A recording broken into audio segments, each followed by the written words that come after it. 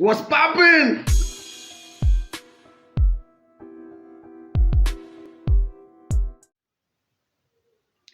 Hello guys, welcome back to my channel. Thank you for always clicking on my videos. My name is Kinyabeta. If you're new here, please consider subscribing.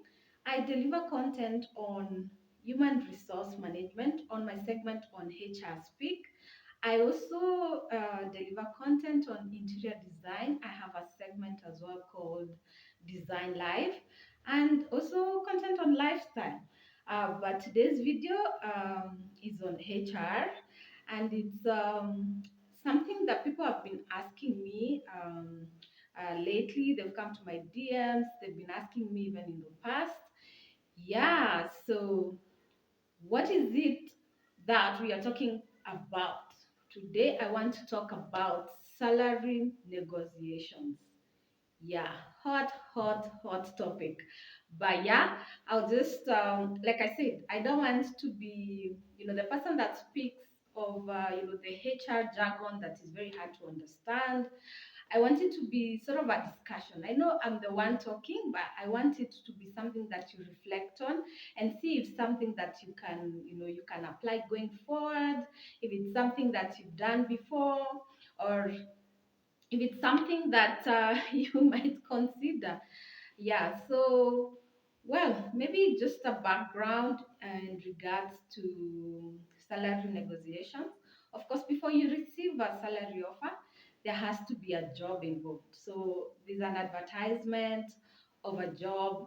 And speaking as a HR, maybe from the employer side, I would like to say there, there are employers that will provide you with a salary from the onset. But that is not very common. Let's just be honest. Some people will provide you with a salary. I know the organizations that will even outline the benefits they give to the employees on their website. So, do you take time to go and check the organization's website to see what is available before you apply for a job? And then another thing in regards to the adverts having salary ranges or something, is that there are all these online platforms that will advertise for jobs. There's one I've seen, they have just one salary range. And I remember once upon a time when I was applying for a job, I almost didn't apply because I thought that was the pay range for that role. And then I realized every other job has the same one. So you need to be careful when you're applying for those. So yes, when an employer, of course, is advertising for a role, they have a budget in place. They know how much they are willing to pay for that role. So they know the maximum they can pay for the role. So by the time you are applying for the job, the employers that will ask you, can you, the initial questions when you're doing the application online, they could ask you to give your salary expectation. So I know most people would be afraid. So will this be too much? Will this be too little? But what the employer wants to know, they just want to gauge where you're at.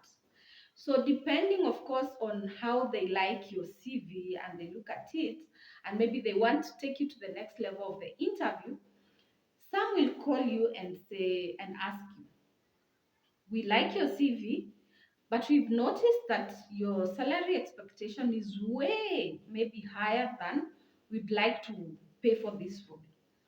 So are you willing to maybe still continue um, with the interview, or do you want us to not continue with you?"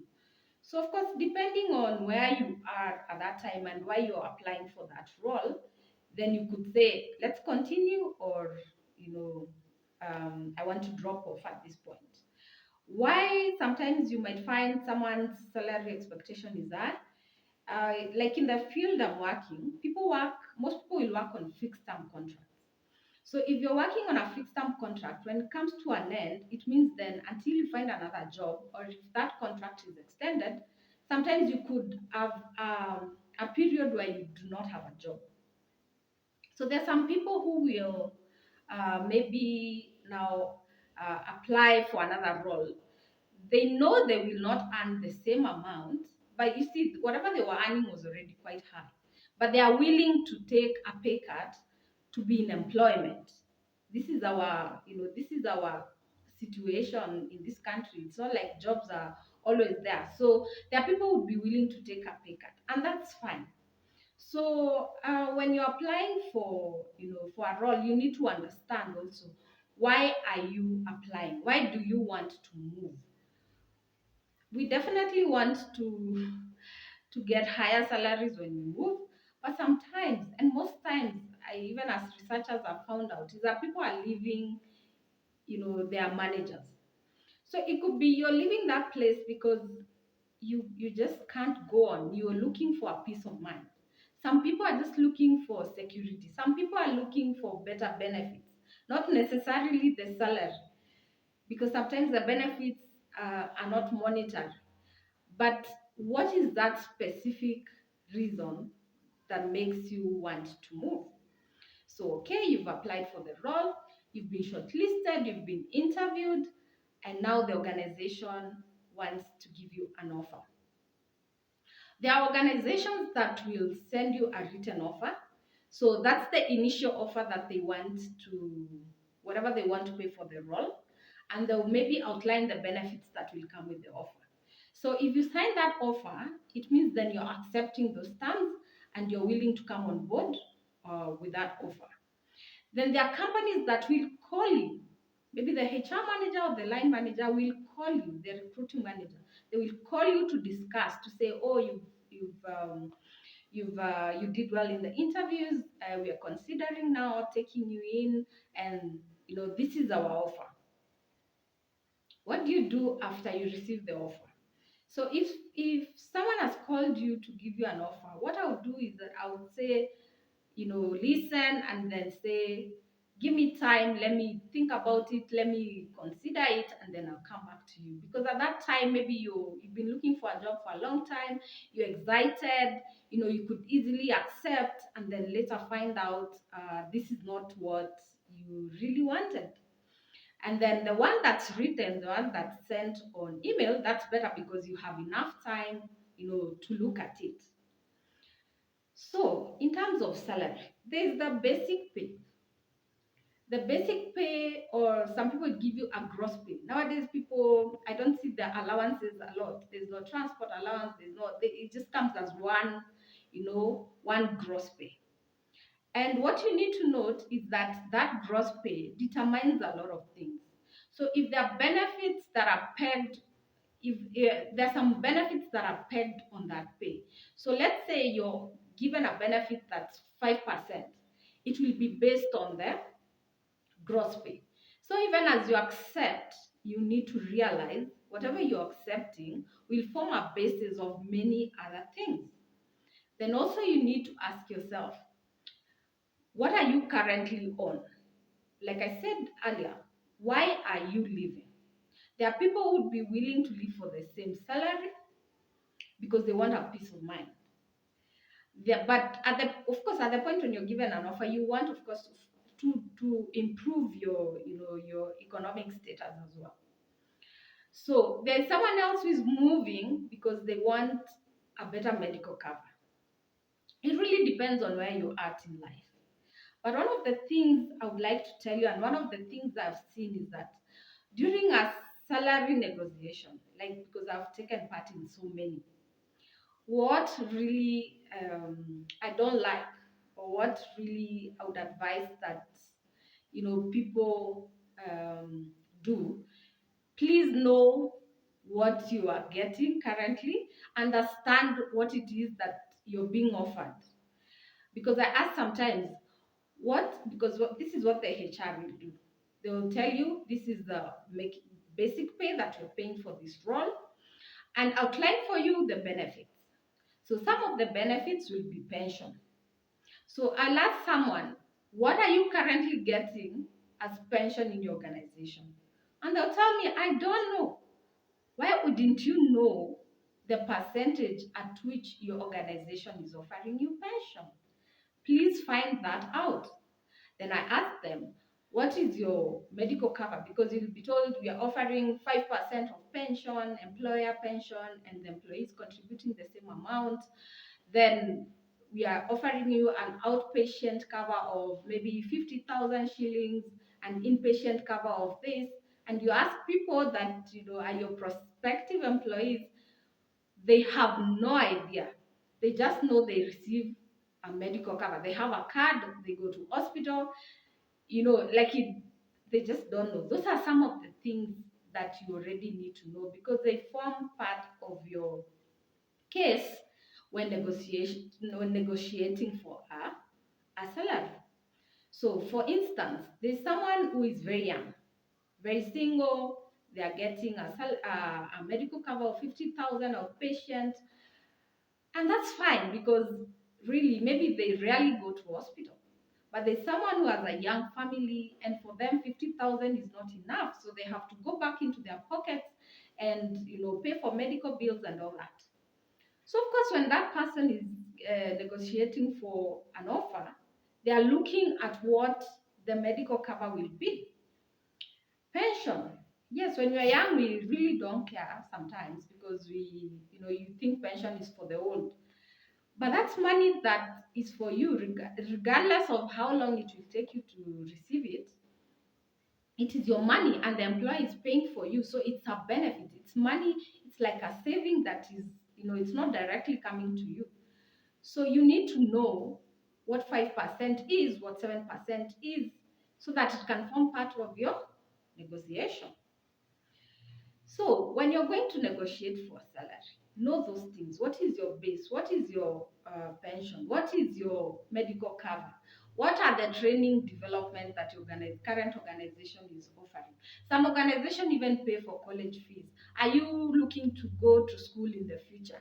Is it something that, because if you want to go to school and the organization can pay for school, how much money would that be? Is this new organization going to pay for that? Those are questions you need to ask yourself. So when you think about all that, you could be earning 50,000 shillings, and you're getting a pension of maybe 10% from the employer. You're getting a good medical cover of maybe 100,000 outpatient. Then you come to my organization and I'm offering you 70,000 shillings, and I'm offering you 5% of pension, and I'm offering you 50,000 of outpatient. Are you going into a better organization, or you are getting better terms because you're earning now 70,000 and not 50? When you look at it, really, you're probably losing out.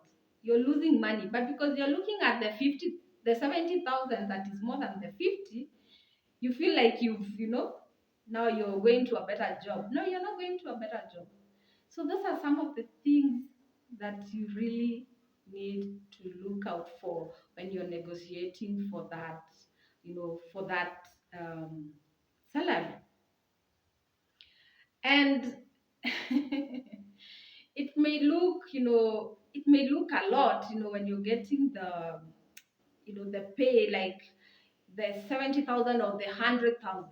But look at it this way: KRA, taxation. It's not even just KRA, wherever you are. The taxation, the more you earn, the higher the bracket. So what happens? So you get your 70,000, then the tax maybe is higher, then your pension is lower, then your medical cover is even lower. And remember, you're growing up, so maybe you're getting even now, you want to maybe now be a family person. So kids are coming and everything. So you need to really be very holistic in how you look at the salary that you want to negotiate for. And there are a lot of other things in the background because you need to check what are the benefits that are not monetary that are coming from this organization. Is there flexible working? There's someone who maybe is raising young kids and they're thinking, oh, I need to be home maybe 3 days a week just to see my small children. There are, like I talked about training and development. You're going up in your career, so you need, you need this. You need to be trained. You need to be developed. How else will you go to the next level? Is this an organization that promotes internally? You know, those are some of the things. And most HR people will talk to you. But at that point, what I see is that people have blocked their minds to the figure. You know, you're going to get 100,000, and that's why they stop at reading that contract. One day I'll talk to you. I walk you through contracts just to see, what is in them, what you need to look out for. But let's stop being fixated on just, that figure. There's a lot more. Does the organization offer mentoring and coaching? There are things that will go with you even after that organization. So there's so much in that, in that negotiation, and even the how. How do you do it? Some organizations will advertise and give a grade.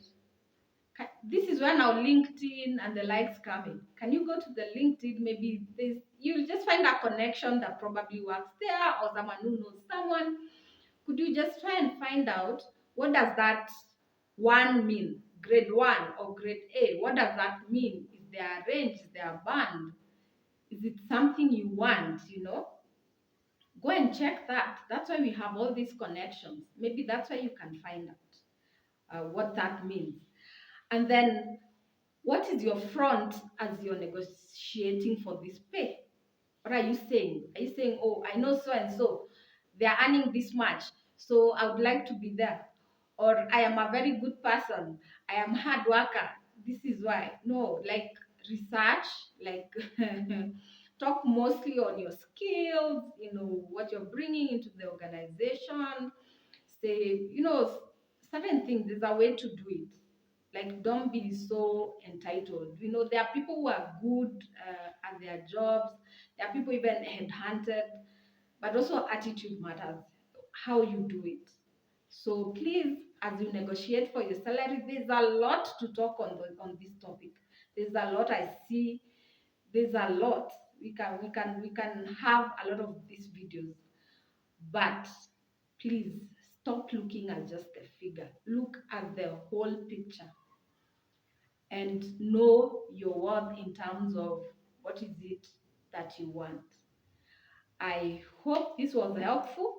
It is really, I didn't go very deep, but I thought these are some of the things that you just need to know from a layman's. I wanted to really speak to the layman. If you feel this is helpful, please leave a comment. If you feel you still have questions on the same, also leave the question on the comment box, and I'll see how I can answer them. So please remember to give this video a thumbs up if it's and also remember to subscribe. I know a lot of people watch videos, but they forget to subscribe.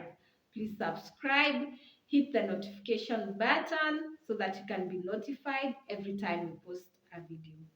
Thank you. And kwaheri. What's poppin'?